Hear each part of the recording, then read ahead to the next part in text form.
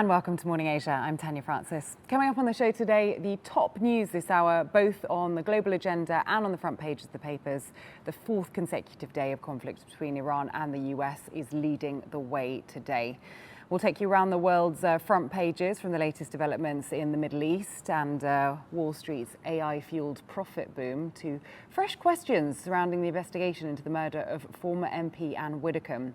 We'll see how newspapers across the globe are telling today's biggest stories. And move over Formula One. The next generation of racing talent is already on the starting grid. STEM racing is challenging students across Pakistan to think like engineers, innovate like designers, and race miniature F1 cars. 130 teams came together in Abu Dhabi, and Pakistan was one of those. We'll hear from one of the team members in today's Spotlight interview. Okay, now from politics and business to conflict and culture, the world's newspapers have plenty to say this morning. Let's take a look at today's front pages.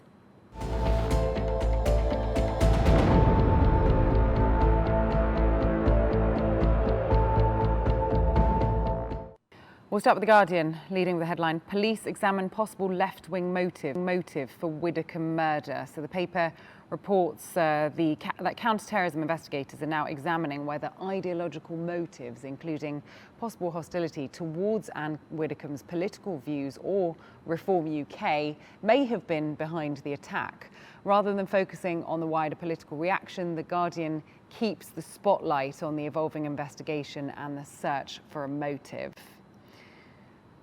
Okay, staying with international developments, the Financial Times shifts attention to the global financial markets with the headline, Wall Street banks record profits as AI frenzy powers trading bonanza. So the newspaper reports that the surge in investment linked to artificial intelligence has driven record trading revenues for major US banks, highlighting how the AI boom is reshaping financial markets. The front page reflects a business story driven by optimism, contrasting with the political headlines dominating many of today's papers. Okay, to the Hindustan Times now. Returning to escalating tensions in the Middle East, it leads with the headline, US-Iran war news live, Bahrain, Kuwait under attack as IRGC retaliates to US blockade. Trump renews warning to Tehran. So the paper focuses on the latest military developments following renewed US strikes and Iran's retaliatory attacks across the Gulf. Unlike the Financial Times, which examines the economic impact of global events, the Hindustan Times centres on the fast-moving security situation and its regional consequences. Pakistan's Daily Times also leads with the Middle East, carrying the headline, Trump declares Iran blockade back, says US will charge Hormuz fees. So while covering the same crisis, the newspaper places greater emphasis on President Trump's announcement to restore the blockade and introduce transit fees through the Strait of Hormuz. Turning to Asia, China Daily focuses on the economy with the headline, Foreign Trade Growth Buoys Initial Lookout. The newspaper says that China's resilient trade performance and innovation-driven growth are expected to strengthen global demand and stabilize international supply chains despite external economic challenges. Now, unlike several newspapers focusing on conflict and security, China Daily presents an optimistic economic outlook, highlighting China's role in supporting global trade. Across to the United States, the Washington Post takes a very different direction. Its lead headline, ICE halts most traffic stop arrests in wake of fatal shooting. So the newspaper is reporting that Immigration and Customs Enforcement has suspended most traffic stop arrests following fatal shootings involving officers, rather than debating immigration policy itself. The paper frames a story around changes to enforcement tactics in response to growing safety concerns. The Australian turns to just domestic politics with the headline, Chalmers, Great Tax Cut Conundrum. So the paper reports that Treasurer Jim Chalmers faces mounting pressure over how to balance tax relief with the government's broader fiscal agenda.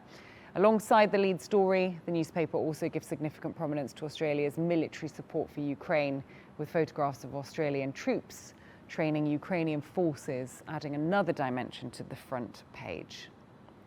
Finally, let's go to the Dhaka Tribune. Exam, despite floods, sparks nationwide protests. So the newspaper is reporting that Bangladesh's decision to continue higher secondary certificate examinations despite these widespread floods has triggered protests across the country, with students demanding the resignation of the education minister and the postponement of exams.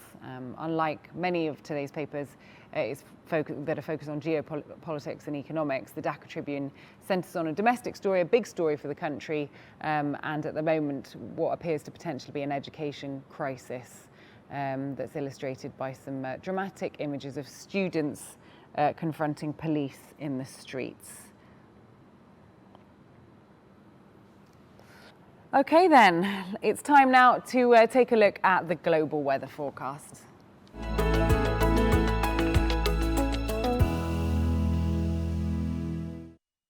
Right, sunshine and storms and everything in between. Let's take a tour of today's weather around the world. Starting in Islamabad, another very hot day is expected with hazy sunshine dominating the forecast.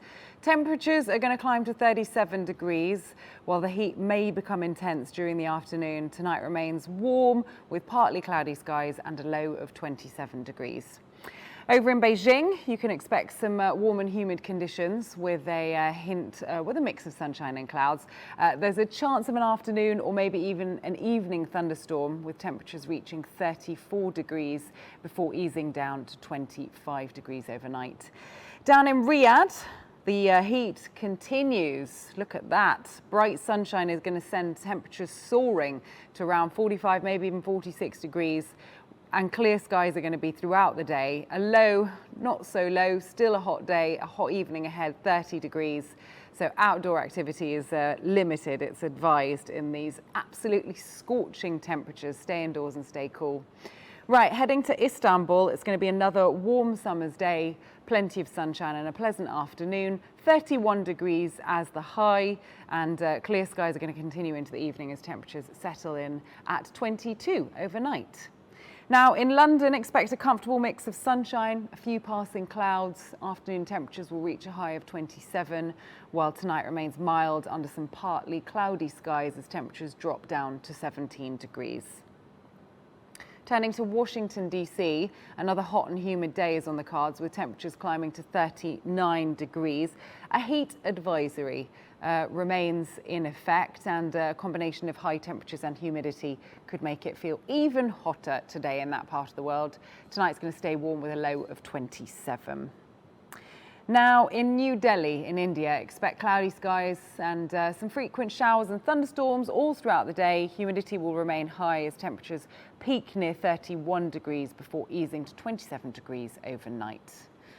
Up in Moscow next, it's going to be cooler, and there's going to be a considerable amount of cloudiness, occasional showers throughout the day. Temperatures will reach 23 degrees and dip down to 16 overnight. And finally in Paris, another very warm summer's day is expected with long spells of sunshine. Temperatures will climb to around 31 degrees before a comfortable evening with clear skies and a low of 19 degrees. Now to World Cup news, and Spain are through to the final after beating France with a convincing semi-final victory at Dallas Stadium and a 2-0 win. Look at that. It left a confident team and coach as Luis de la Fuente saluted his players and called them the best team in the world. Now, Mikel Oyarzabal, who scored the first goal in Spain's 2-0 victory over France, is asking for people to appreciate his team's journey, saying, "I think this is a moment to enjoy." And of course, there were a few fans worldwide wearing red and yellow and holding up the Spanish flag, celebrating the incredible win. Hi, Sam.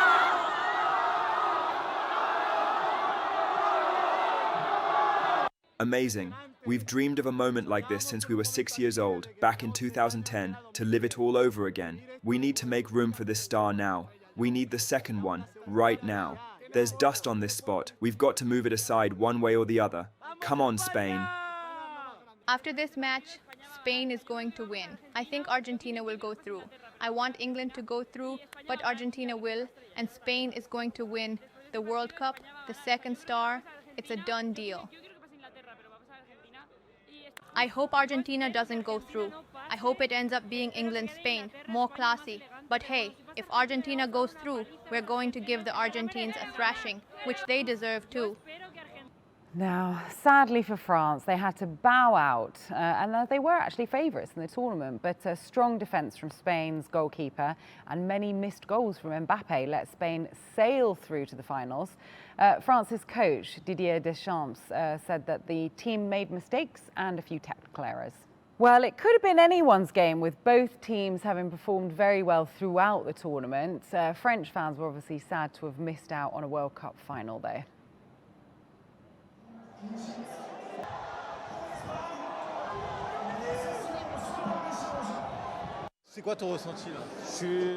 I'm really disappointed. It felt like we didn't play at all. There was no midfield, not a single pass. We were far too defensive. We didn't try to score, we didn't try to win.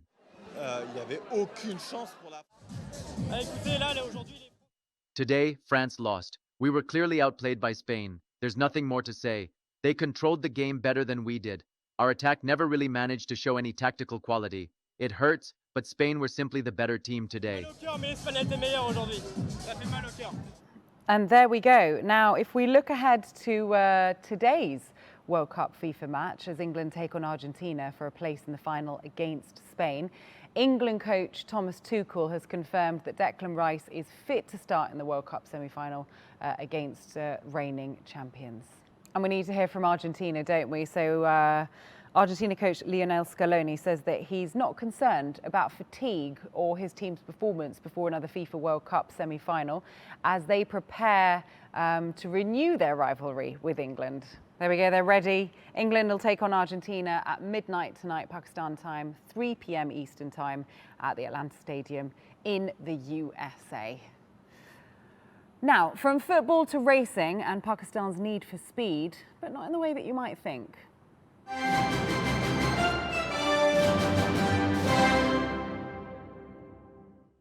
Well, fast-tracking the next generation of innovators, Pakistan is experiencing a massive STEM revolution as high school students dive into high-tech miniature formula-style racing.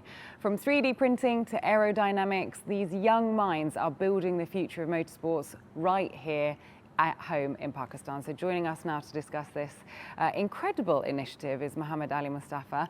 Muhammad, so lovely to have you, and really exciting. It's not something that I actually knew about before doing some research about this competition. Everyone knows about Formula One, obviously, but they don't necessarily know as much about this. Let's hear from you a little bit more. Do we call this a sport or what is it? It's a kind of a STEM racing, you could call it. Okay. So first of all, a huge thank you for having me today. And so basically this is a competition in which we design and race miniature F1 style cars.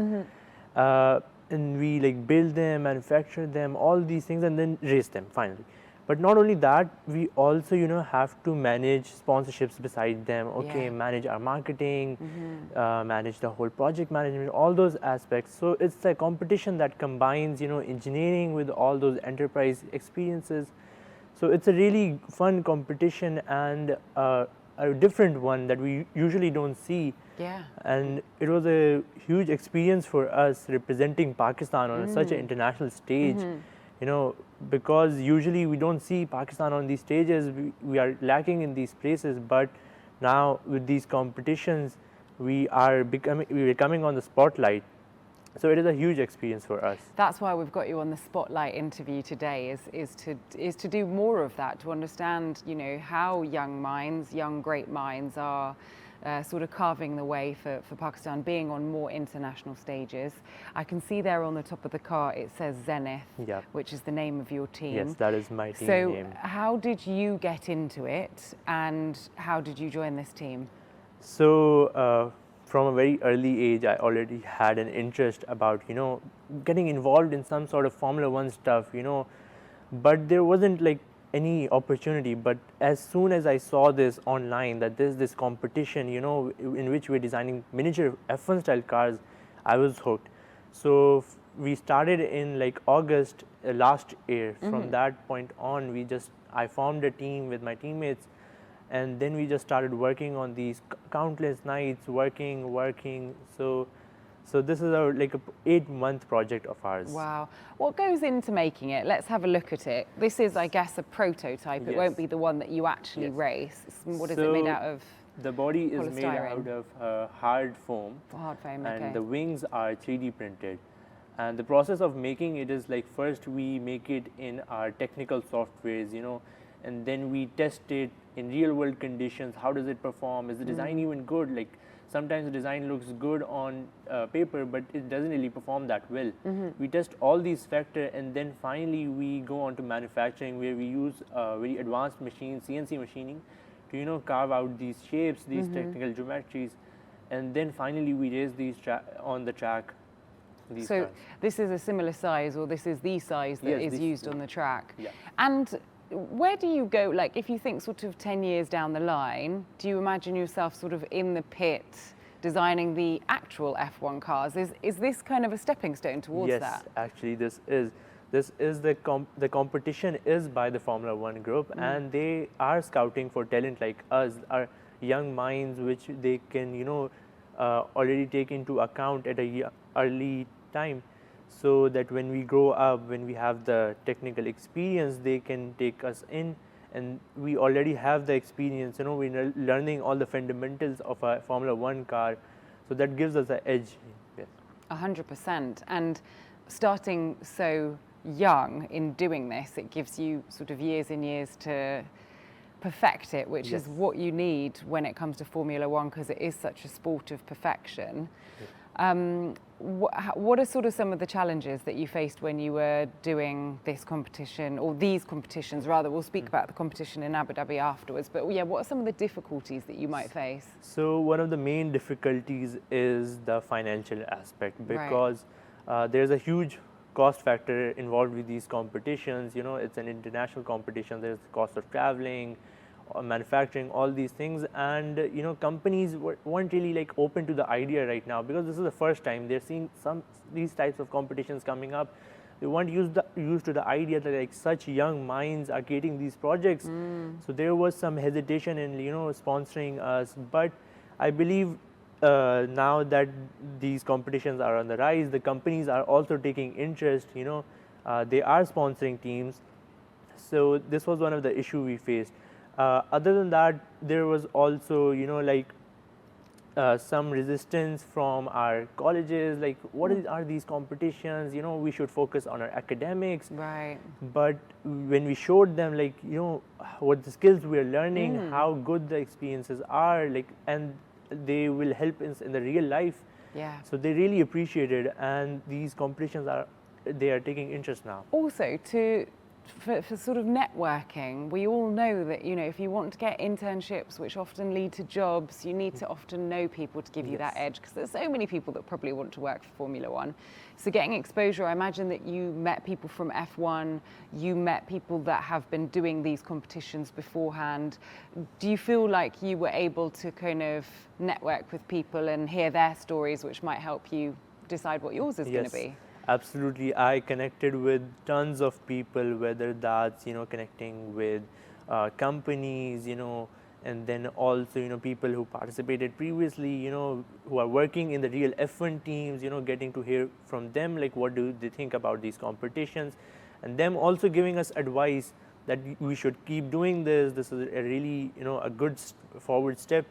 So yes, I connected with a lot of people. That's great. Yeah. So you were in Abu Dhabi for the most recent competition on the 28th of June. How often do these competitions happen? What do they look like? Do people get nervous? Sort of set the scene for me. So these competitions happen annually, and there are like 1,000 to 2,000 participants in the venue, and teams from all over the Middle Eastern region, the South Asian region, the Europe, they come to compete in Abu Dhabi. There are like 130 teams who have to qualify for this competition, and the scene is like we're all racing down a track. There's adrenaline, there's nervousness. We have to react quickly to things.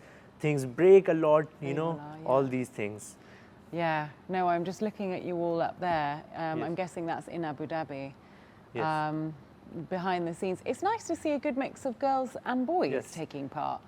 When you think about racing, that's often one of the criticisms of it, is that it is quite a male-dominated sport, but not when it comes to miniature racing by the looks of it. Yes, so this was one of the points that we got when we opened up. When I was looking for teammates, I actually got more sign-up from girls than males. So that was a sign that girls are taking a lot of interest in these things. Yeah. And even if you look at F1, a lot of girls are taking a lot of interest in that. Yeah, well, I mean, it's good to see, isn't it? What's the when you were there? Where did you rank? Where did your team rank? So globally, we ranked on the 14th position. Okay, that's fantastic. Yes. But I imagine that the aim is to get to top 5, top 3. Yes. What do you think you need to do as a team, or for Pakistan, in order to be able to get to that level where you're competing a bit more competitively, perhaps? So the main issue we faced was that there aren't really these STEM competitions, so we're lacking in a bit of knowledge. This was the first time for us. When we look at international students, it's not their first time. They have already participated in such competitions, so they're calm, they're collected. Okay, when we look at us Pakistani students, this was our first time, so we were a bit nervous. We didn't have that much knowledge. But now that we are participating, we are completely involved in this. I think that barrier has been overcome. Yeah. And when students like us will participate next, we think we can aim for that win, for that top 3 podium. I think that's possible. And what's the long-term dream for you? For me personally, would be reaching Formula 1. Wow. Working with those engineers, all those things. Yeah, well, you're starting in the right place. You're starting, networking, you're starting young. So I wish you and Team Zenith the best of luck. And thank you for coming in. I feel like I've learned a lot today. Absolutely. It's a pleasure being. There we are. Well, how exciting is that? Muhammad Ali Mustafa talking to us about the STEM revolution that's happening here in Pakistan as a team have just come back from Abu Dhabi competing in miniature Formula 1 racing. Right, that's all for today. Thank you for watching. I will see you tomorrow. Goodbye for now.